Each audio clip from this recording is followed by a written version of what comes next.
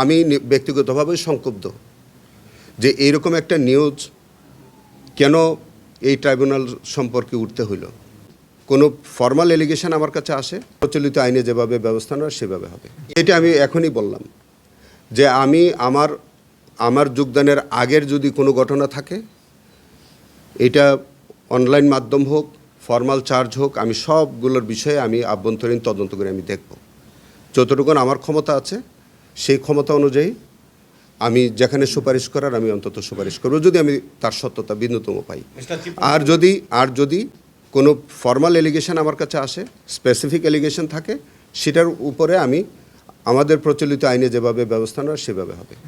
আমাদের এখানে একটা ইনভেস্টিগেশন রিপোর্ট সাবমিট করলেই আমরা এই রিপোর্টটা গ্রহণ করতে বাধ্য না।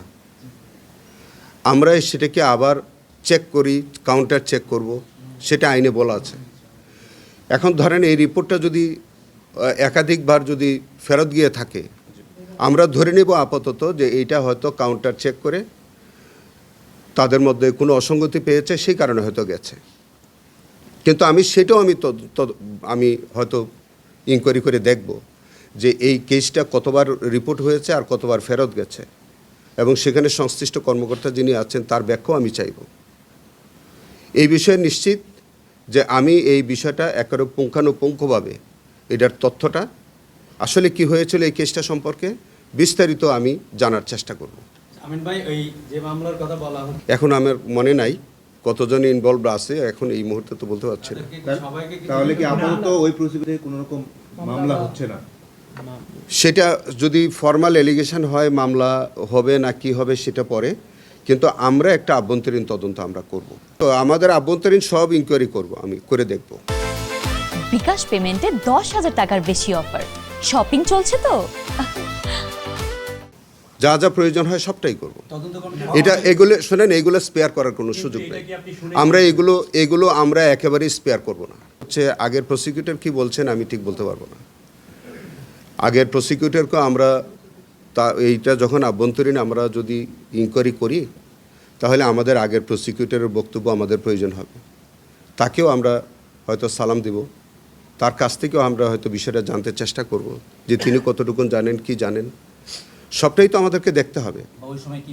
কারণ আমি ব্যক্তিগতভাবে সংক্ষুব্ধ যে এইরকম একটা নিউজ কেন এই ট্রাইব্যুনাল সম্পর্কে উঠতে হইল। অতএব এটা তো আপনাদের ডিমান্ড না করলেও এটা আমার ব্যক্তিগত ডিমান্ডই হচ্ছে যে এটার উপরে একটা ইনকোয়ারি তো হওয়া প্রয়োজন, এবং আইনগতভাবে যতটুকু যা করার তো করতে হবে। আপনি বলছেন অনেক সিরিয়াস, এইটা ওনার ব্যর্থতা সফলতা এটা তো আমি মূল্যায়ন করতে পারবো না, এটা আপনারা সবাই দেশবাসী মূল্যায়ন করবেন। তবে প্রশ্নটা হচ্ছে যে পার্টিকুলার যে এলিগেশনটা আজকে উঠলো, যেটা আমাদের কাছে আমাদের নোটিশে আসলো, এই বিষয়ে আমাদের সাবেক চিফ প্রসিকিউটর সাহেবের কি নলেজ আছে, উনি কতটুকুন জানেন, কি ব্যবস্থা নিয়েছেন, সঙ্গত কারণেই তো আমরা তার সাহায্য আমরা চাইব। এখানে প্রসিকিউটর অ্যাডমিন আছে না, ঠিক আছে, সেটাও আমরা আমাদের যিনি অ্যাডমিনের দায়িত্ব পালন করতেছিলেন তিনি আমার পাশেই তো বসা, ওনার কাছ থেকে আমরা তথ্য নিব, সবার কাছ থেকে আমরা তথ্য নিব।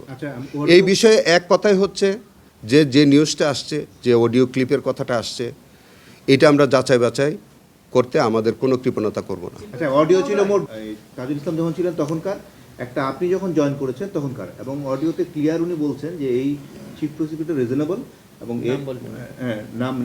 উনি কয়েকজনের নাম বলেছে।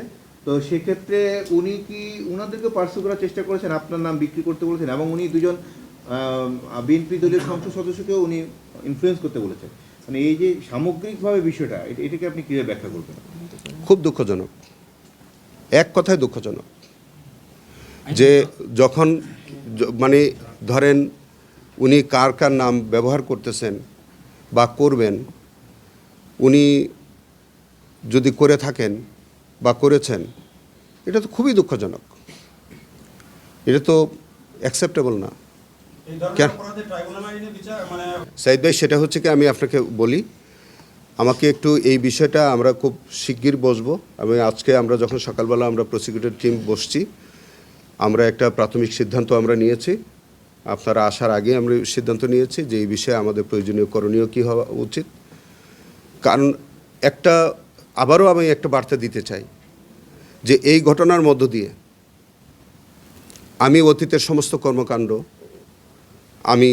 আমি পরীক্ষা নিরীক্ষা করে দেখব, আর ভবিষ্যতে আমাদের এখানে প্রসিকিউশনে যারা কাজ করতে চাইবেন তাদের কাছে পরিষ্কার বার্তা যে ভবিষ্যতে আমি যদি একটা সুতা পরিমাণ অভিযোগ যদি কোনো প্রসিকিউটরের বিরুদ্ধে পাই, তাহলে আপনি ধরে নেবেন পরের দিন তিনি আর আমার এখানে নাই। আমিন ভাই, আপনি কি তদন্ত প্রসিকিউশন টিম কমিটিটা- রিশাফল মানে প্রসিকিউশন টিম কি রিশাফল করার সময় এসছে, নাকি আরো কোনো অডিও বের হবে তারপরে সে পর্যন্ত অপেক্ষা করে তারপরে অ্যাকশন নেবেন? না, প্রসিকিউশন টিম রিসাবলের প্রশ্নে যেমন ধরেন আজকে আমাদের 2 জন প্রসিকিউটর নিয়োগপ্রাপ্ত হয়েছেন। সরকার যখন প্রয়োজন মনে করবেন আমাদের কাজের সাহায্যের জন্য, আমাদেরকে আরও ফেসিলিটেট করবার জন্য যদি প্রসিকিউটর দেন, আসতে পারে। তদন্ত কমিটিটা মানে কবে নাগাদ হবে এবং ফরমেশনটা কেমন হবে, কারা থাকবে এটা? আমরাই আভ্যন্তরীণ প্রসিকিউটর টিমের লোকজনই আমরা কাজ করব, তবে আমি থাকবো, আমি নিজে উপস্থিত থেকে। মানে বাইরের কেউ কি থাকবে? এটা আমরা তো তদন্ত করে আগে দেখতে হবে, বাইরের তদন্ত তো এটা পরের প্রশ্ন। না না, মানে কমিটিতে বাইরের কেউ থাকবে? আপনারাই তো জানতে চাইলেন আমরা তদন্ত করব কিনা। আমরা তদন্ত করব। একটা টেলিভিশনে এই নিউজ আমি সকালে এই বিষয়ে আমি তাৎক্ষণিকভাবে বৈঠক করেছি। এই নিউজটা পাওয়ার পরই আমার কাছে মনে হয়েছে যে তাৎক্ষণিকভাবে বিষয়টা আমাদের বসা প্রয়োজন। সব লার্নেড প্রসিকিউটরদের সাথে আমি এই বিষয়টি নিয়ে আলোচনা করেছি। আমরা আরও কার্যক্রম আমাদের আছে, আমাদের এখন কোর্টের কার্যক্রম চলছে, আপনাদের সাথে কথা বললাম। আমরা এখনই আজকে আমাদের কিছু পরবর্তী কার্যক্রম আমরা গ্রহণ করব, আর সরকারের সাথে আমাদের এই মুহূর্তে এর মধ্যে তার কথা বলার সুযোগ আসেনি। নিশ্চয়ই যদি কোনো কথা বলার সুযোগ থাকে বা তারা কিছু জানতে চায় আমরা জানাবো। একটু আগেই বললাম যে আমি আমার আমলের যদি কোনো ত্রুটি বিচ্যুতি থাকে সেটাও আমি দেখব, এবং আগের আমলে যদি কোনো কিছু হয়ে থাকে আমি সার্বিক বিষয়টি আমি তদন্ত করব। না না না, করিনি। বলতেছে যে আরেক প্রসিকিউটর বিরুদ্ধে তদন্ত এরকম আমি সবটাই দেখি, সবটাই তো ইনকোয়ারি করব, সবটাই ইনকোয়ারি করে দেখব।